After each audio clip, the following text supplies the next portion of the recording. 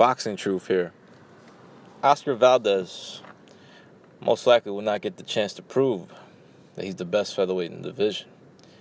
Oscar Valdez is boxed out, similar to like how Lomachenko was boxed out when he held the same strap in 126-pound weight class. There's no direction to go for Valdez. Bob Arum and Al Haymon still not making any big fights together.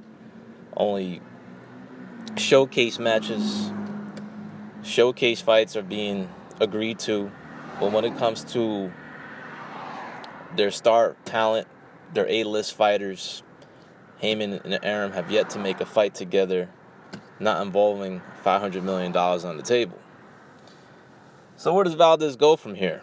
After a tough, gutty performance against Miguel Mariaga, the highest rated available contender in the WBO rankings, finally, Valdez was in a real fight. We've been waiting for a long time to see what he's made of, see what he's got.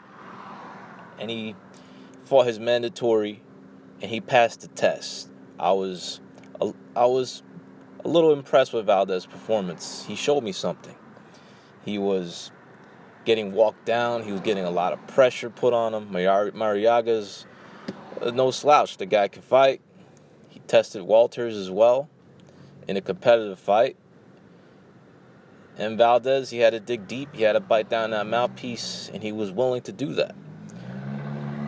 Wasn't willing to let go of his strap that he's worked so hard for, and he's wanted to prove to the boxing world that he's a legitimate champion. He did that this past Saturday night. Fought a worthy opponent, a worthy contender, and he passed the test. Close fight, competitive, but the right guy won. Of course, the scorecards were, especially one of them was predetermined, but, you know, it is what it is. But at least the right guy won, in my opinion. Valdez turned the fight around in the 10th round. It looked like Mariaga was gonna drown Valdez. Valdez looked a little tired, a little winded. All the pressure he was dealing with.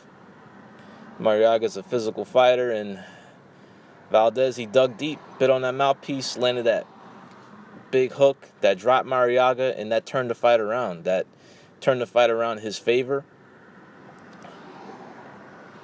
And that got Valdez the victory, but the problem is he's boxed out in a division full of Haymon clients. All the other belt holders are without Haymon. You got Lee Selby doing jack shit with the IBF. He's pretty much wasted his career signing with Al Haymon. Haymon hasn't done shit for him, hasn't delivered. Looks like Selby will fight his mandatory whenever that ever takes place. Selby's the forgotten man in the division. Nobody gives a shit about him because he don't fight, or he fights once a year, and he doesn't fight anybody noteworthy. So who really cares about him? Yeah, Gary Russell, another inactive Al Haymon client, doesn't fight anybody. Manufactured run to a world title.